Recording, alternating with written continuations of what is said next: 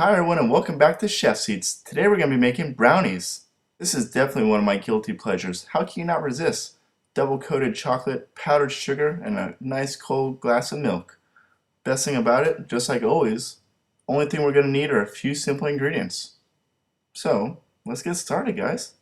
The first step we're going to have to do is melting our chocolate, butter, and sugar mixture. Simply place all these ingredients in a mixing bowl on a saucepan with some hot water below it. Make sure your heat is on low. We're going to just put all these ingredients in this mixing bowl and continue to mix gently until all these ingredients are incorporated.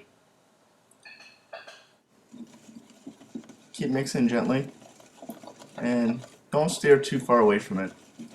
You don't want the butter to break. It's nice to keep the butter incorporated. That's why we need to keep mixing gently and remaining over a medium-low heat. Preferably low heat if you're more patient. Now that the chocolate mixture is all melted, we're going to have to get ready to incorporate it into our eggs. First by beating our eggs. Beat these pretty vigorously to make sure that the chocolate's going to be well incorporated. There we go. Now we need to start tempering our chocolate into our eggs. I like to add a little bit of chocolate at a time, raising the temperature of the egg mixture and incorporating the chocolate in. This is going to prevent a scrambling or the cooking of the eggs before we bake this. So I like to go bit by bit, and then after you get about a quarter of the chocolate mixture incorporated, you can go ahead and add the rest of the chocolate. It'll be safe enough to add it in at that time.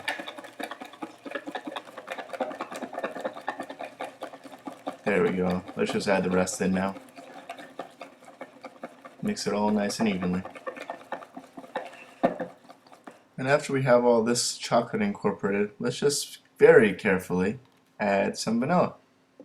See how careful you need to add that with measuring? Precise. Make sure it's all incorporated. Now our chocolate chips. Toss them on in. That's optional. If you like a lot of chocolate, like myself, add it in. If not, feel free to leave it out. Now we can just add our flour. This flour has been sifted, and a pinch of salt. And gently mix these together, incorporate them. It's going to form a nice batter right here, all together. Looks like a big old cookie dough recipe. It's going to get nice and thick. Now let's just pop this in a greased non-stick baking tray. You can grease it with just a little bit of butter. That's totally fine. Or if you have some non-stick spray, that's also fine, whichever you prefer. I used butter for this time. And simply just flatten it out. In the meantime, I have an oven at 350 degrees. Warm it up. We're just going to pop this in here. Some recipes say 30 minutes. This batch actually took me 20 minutes. And mind you, every oven's different. All the temperatures vary. Just let it bake away. Now we can just pull it out of the oven, check the firmness, give it a little shake. And personally, I like to use the toothpick method. Just shove it in and see how much residue comes off. And now that we greased this pan earlier, these brownies are nearly going to jump out. Look at that. Doesn't get any easier.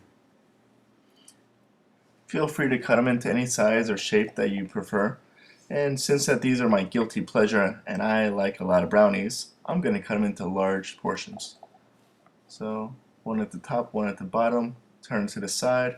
I'm going to have 9 slices all day. These guys are still piping hot, ready to get plated up. A few here, a few there. Have fun with your presentation.